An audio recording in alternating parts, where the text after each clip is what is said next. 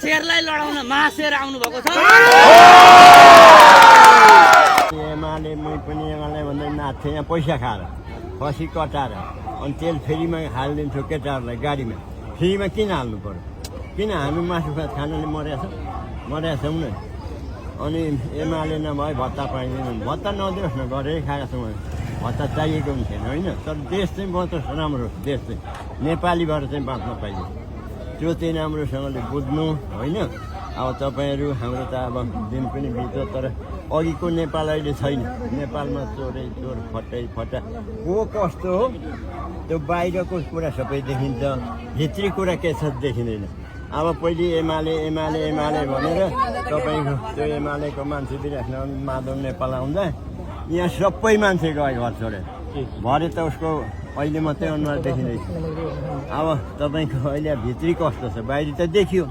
तर भित्री हुनुपर्छ एउटा चाहिँ अब नेपाल देश जसरी बाँचोस् हामी नेपालीबाट बाँच्न पाऊँ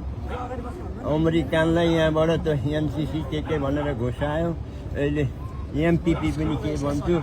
अमेरिका जस्तो भारत अमेरिकाले नेपाललाई केही गरेको छैन यहाँ तानेर मात्रै लान्छ अब भारत मित्र राष्ट्र भन्छ होइन यिनीहरू तर मित्र राष्ट्रको शत्रुहरू छन् सबै अब रोटी बेटीको छैन भन्छ पानी पनि लान्छ देश पनि मिल्छ अब आधा देश 3 खण्डमा 2 खण्ड खाइन्छ भारतसँग र अमेरिकासँग सतर्क रहनु चीन र रुस चाहिँ हुन् अब उनीहरूले केही बिगारेको छैन नेपाललाई बिगार्ने भनेको पश्चिमा अमेरिका होइन देशै खान खोज्ने मिल्न खोज्ने अहिले चीनको विरुद्धमा तपाईँको यो अस्ति टिओपी सर्ट लाउने छैनन् यिनीहरू तिब्बतीहरू यहाँ तिब्बतीलाई अब कसैलाई दलाई लामाले आशीर्वाद दिँदैछु चाहिँ धन्यवाद दिँदैछ अब चाहिँ मेरो काम हुन्छ ल भनौँ अब सुशीला कार्कीलाई अब सुशीलाको केही बुझ्न सकिएन अहिले अब उसलाई राजीनामा गरेर भाग्नु हाम्रो तपाईँको यहाँ पूर्जा छ यहाँ 20-40 वर्ष भइरहेको लगभग 200-250 घरको पूर्जा छ तर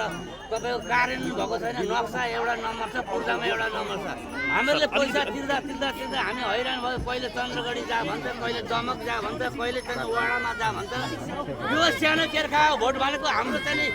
स्थानीयदेखि लिएर केन्द्रसम्मको निर्णायक भोट हो हाम्रो सानो केर्खाको तपाईँले यति सोच्नु होला यति काम गर्नुपर्ने सामान्य भनेको तपाईँले आएर यहाँ पछि बुझ्ने कुरा हो तर विशेष भनेको तटबन्धन एउटा वाल्मिकी ओझेलमा परेछ यहाँ कस्तो ओझेलमा भने पैसा आउँछ तर कहाँ आउँछ कता आउँछ हामीहरूलाई थाहा छैन अनि एउटा यो जग्गा सम्बन्धी हामी यहाँ 200-250 घर लगभग 400 घर छौँ होला तर 200-250 को चाहिँ पूर्जा छ नक्सा बिग्रेको छ हामीहरूले गएर तपाईँको चाहिँ काहीँ पैसा निकाल्नु भने त्यो पूर्जाले काम दिँदैन यो गरिदिनु भने पैसा दिँदा त होइन तपाईँको 4-5 लाख रुपियाँ दिन्छु भोग्छु भन्दा पनि हुनेवाला छैन हामी यो ठुलो पीडित भइरहेको यो सानो केर्खामा हजुरले अब यहाँ आएर जितेर यहाँका समस्याहरू के छन् हजुरले त थाहा पाइहाल्नुहुन्छ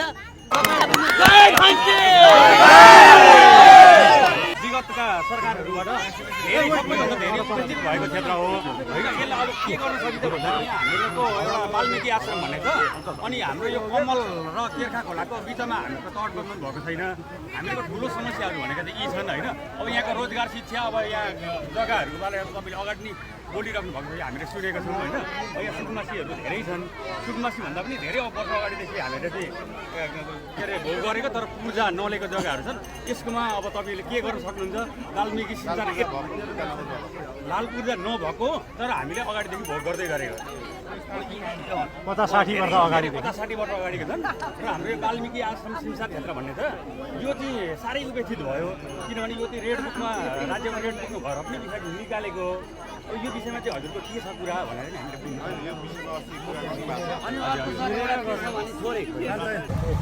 होइन भरत दाल छ नि कस्तो मान्छे मोबाइलमा देखेका भन्दा मान्छेले प्रधानमन्त्री भनेर आशीर्वाद दिनु है उसले चाहिँ अब देशै सकिन आएको चाइनालाई चाहिँ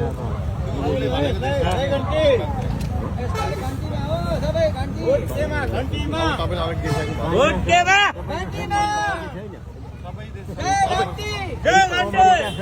अमेरिकाको बातमा नमान्ने आइएनजिओ के भन्छु नि अमेरिकाले त्यसै खत्तम गर्यो हामीहरू त अहिलेको पञ्चायती व्यवस्था कस्तो छौँ अब चाइनाले तपाईँको रेल दिएको छ त्यो बिजुलीले चल्ने ती छोडेर गए अनि अब यो चाहिँ कपडा कारखानाहरू उद्योग कति थियो कति रुसले र चाइनाले दिएको त्यो चाहिँ सबै यिनीहरूले निजीकरणका नाममा बेची खाए अनि त्यो पश्चिमाले अब ती नेताहरूलाई खड्के ओली माधव नेपाल यिनीहरूलाई पैसा प्राङ्गणमा छौँ र हामी आज हाम्रो चाहिँ आदरणीय व्यक्तित्व जो राष्ट्रिय स्वतन्त्र पार्टीको चाहिँ वरिष्ठ नेता काठमाडौँ महानगरपालिकाको पूर्व मेयर आज हामीले यो प्राङ्गणमा पाएका छौँ र हामी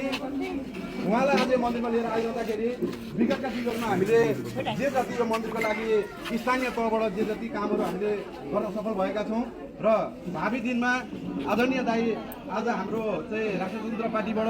भोलि हाम्रो पार्टी चाहिँ सत्तामा जाँदै गर्दा